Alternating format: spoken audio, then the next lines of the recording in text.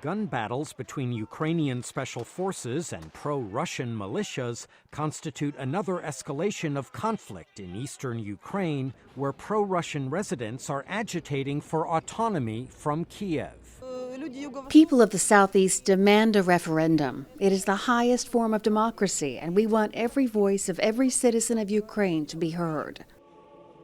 On Palm Sunday in Kiev, Christian worshippers prayed for peace. We are very worried. Ukraine must not be divided, and God willing, people will understand that we are all Ukrainians. We want a united East and West Ukraine. Russian officials insist they have no territorial designs on eastern Ukraine. But the Obama administration sees the hidden hand of Moscow behind the escalating conflict.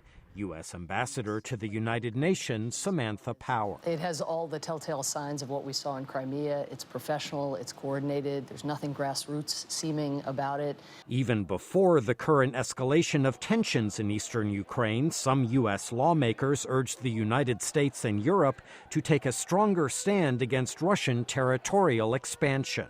Republican Senator Dan Coates. As I speak, anxieties are building that Vladimir Putin's first big bite out of Ukraine has not been satisfied, has not satisfied him, and he hungers for more.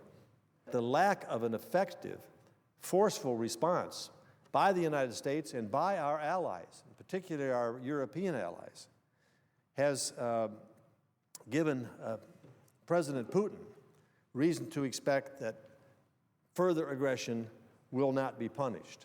Ambassador Power disagrees. The Russian stock market has depreciated by 20%. Investors are fleeing, and that's just on the basis of the sanctions that we put in place up to this point. The president has made clear that depending on Russian behavior, sectoral sanctions against energy, banking, mining could be on the table.